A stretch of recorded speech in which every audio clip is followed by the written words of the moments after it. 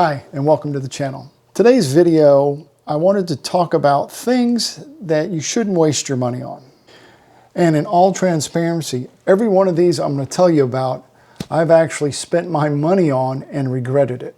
And you don't have to be a beginner to make these mistakes, which is why I think that this video is important for everybody, to save you your money and only put it towards things that are actually going to help you in the field. Number one, battery-operated shutter releases. On the surface, these sound like a good idea, but they usually require a transmitter and a receiver that has to still plug into your camera. So you've got to attach the receiver onto your hot shoe of your camera. It plugs into the port on the side of your camera, and then you have the transmitter part that you hold in your hand, and then you push it and it trips your shutter. There are many reasons that a battery-operated shutter release are not the best idea. Number one, you've got to take and attach all of this stuff anyway, and it's multiple parts. You've got a receiver and a transmitter and a cable. And then on top of that, you have to deal with the batteries. If you, like me, and you might forget to turn it off, or something in your bag bumps it and turns it on, and then a month later you pull it out to use it and the battery's dead, well then you're not going to be able to use it at all. Unless you have to be 10 or 15 feet away from your camera, there's no reason not to just use a regular tethered non-battery operated shutter release. It works every time. It never requires batteries, and you just plug it in, one piece, one cable, plug it in and trip your shutter, and it works great every time with no issues, no syncing issues, no battery issues. It's flawless and it's cheaper. Better alternatives are most new cameras will allow you to download an app and use your phone to actually trip the shutter. Or you can use a Bluetooth enabled device, a little remote shutter that's Bluetooth, and you just sync it one time with it. It does require battery, so that's the downside. But again, if you don't have to be too far away, I highly recommend either using the self-timer or just use a tethered plug-in non-battery operated shutter release. This is something I made the mistake of more than once, and that is buying rain covers for your camera and your lens. As a beginner, you're really worried about breaking your camera or getting it too wet and it destroying it. And so at the first sign of rain, you run out and you buy a huge dedicated cover for your camera that basically goes around the lens and over the back. It's got armholes in it and you have to attach it to the lens. Those are absolute waste of money. Now my gear is professional. I shoot on a Sony a7R5. I use all high quality lenses. And while I don't believe that Sony advertises their equipment is necessarily 100% weather sealed, I have never had a issue with my camera, and I've shot in rain, I've shot in snow, I've shot in sleet, and I've been on the coast with waves and all kinds of weather, and I've never had an issue. And the way I get around it is by using two very cheap and very simple things. Number one is a microfiber cloth. If it's not raining too bad, and I'm taking shot after shot after shot, I will just take a microfiber and I'll just lay it across the top of the camera.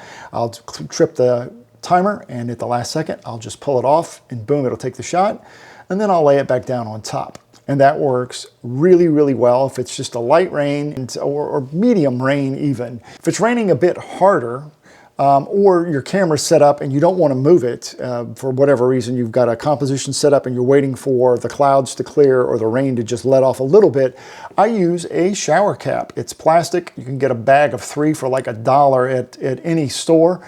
And unless you're using a super, super long lens, it will absolutely fit over your lens and the body of your camera. It's got an elastic band around it. It'll hold it on even if it's windy, and it'll keep it 100% dry until that storm passes. This next item is something that I spent hundreds of dollars on, and that is graduated neutral density filters that use those holders that go onto the front of your camera. And so using these filters would allow you to darken that sky down while keeping your foreground not in dark, dark shadow. So you could get everything in more or less in one shot. The problem with these filters are very, very simple. Very rarely, unless you're at the ocean, are your horizon or your difference between your dark and your light going to be an absolutely perfect straight line. It's just never going to happen. You're going to have mountains, you're going to have trees. There's going to be something that you're going to get dark that you don't want to be dark. On top of that, it's a very destructive editing process. When you make that change, you are permanently adjusting the tones and your brightness of your image.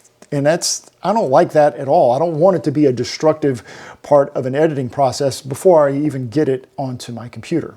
Lightroom and their incredible masking features with their linear gradients and radial gradients and brush and sky detection and all of those incredible advances in software will do a tremendous job, 50 times better, 100 times better than you will get with using those bulky, expensive, and fragile glass filters. I have a love-hate relationship with the hard plastic lens hoods that comes with your lens when you buy it. I had having to get it threaded on there to take it off, put a filter on, I use magnetic filters, but when you put it on and you're trying to adjust the filter, it's really, really hard.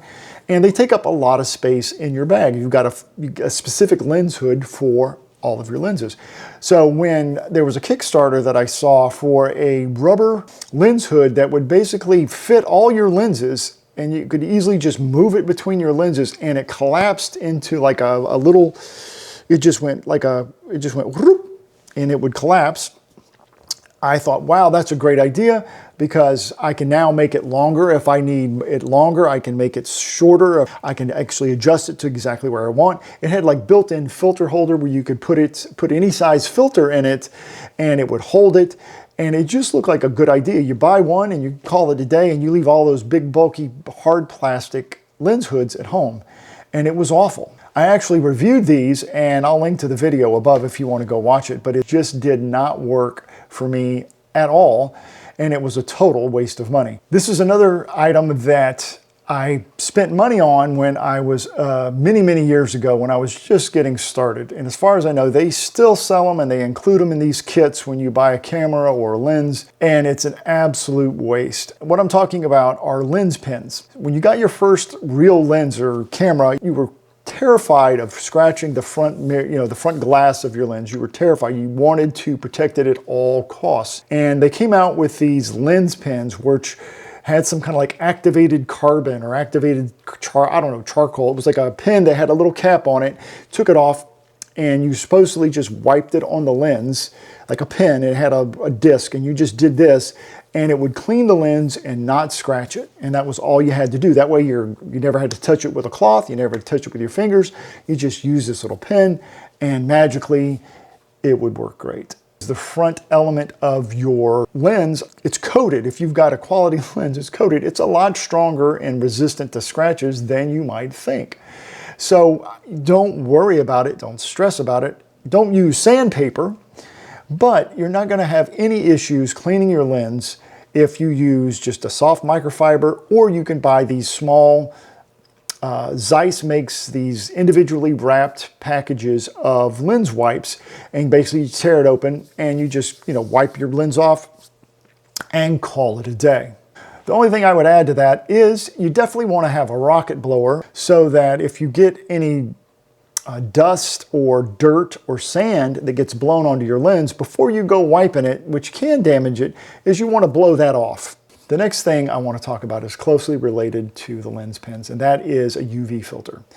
Now, UV filters, regardless if it's magnetic or screw-on, is designed, and I used them for years. I put it on my camera lenses for years because of the thought of, what if I drop the lens or something hits it, it's going to break the UV filter glass, and it won't, instead of breaking my camera lens. In some wild, very rare circumstance, I suppose that could be true, but I don't want to put any unnecessary filters on my lens that I don't have to, especially if I'm going to stack. If I have to put a circular polarizer on, I don't want a UV filter, then a circular polarizer. If I have to use a polarizer and an ND filter, I definitely don't want a UV, circular polarizer, ND. I don't want all that on my lens. And so I don't use them. I use a lens hood, those plastic things we just talked about, because if you were to drop it, your lens hood is on, it's going to land on that lens hood before it would land on the glass. I just find that UV filters are just not that useful. They don't help or hinder the quality of your photos, but I don't see it as a plus. And if I had a choice, I would not buy any of them. I'm going to lump these next two things together. And I think both of them are must-haves, but I think you need to do your homework before you spend your money. What I'm talking about are cheap tripods and cheap ball heads. I spent years looking for the perfect setup, the perfect ball head, the perfect tripod, and I finally found a setup that I absolutely love, and I'm probably never going to change because I think it's perfect for me. I can tell you that if you go into, I'm going to go to Best Buy and I'm going to buy a tripod, you're going to be sad. I can also tell you that if you spend $50 or $40 or $100 on a tripod ball head setup, you're going to be sad. It's not going to hold your gear. It's not going to be sturdy. It's going to be more frustrating than it is helpful. I'll leave a link above to my current tripod setup and why I chose it, and my thought process of what to look for when you're buying a tripod. Now, I'm not saying you have to go out and spend $1,000 on a Gitzo tripod that's just legs, and I'm not saying that you have to spend $800 on a ball head, but I am saying that you need to be prepared to buy once and be done. And if you do your homework and realize what you need, then you can make that decision up front, and it might be a little painful to buy it once, but you'll never have to buy it again.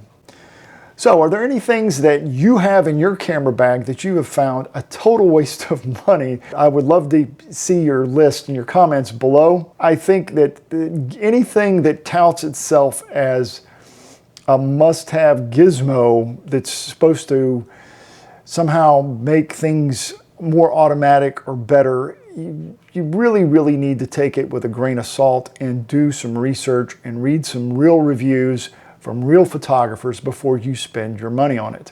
There's not many things that you can just plug into your camera or add to your camera that's going to automatically make your photos better. If you've watched this far, I really appreciate it. I hope you liked the video. Be sure to like, subscribe, and hit that notification bell. It really helps my channel out, and it allows the YouTube algorithm to push it out to more photographers. Don't forget to check out my website, www.jamesparkerphoto.com, so you can check out my upcoming workshops this year that I've got.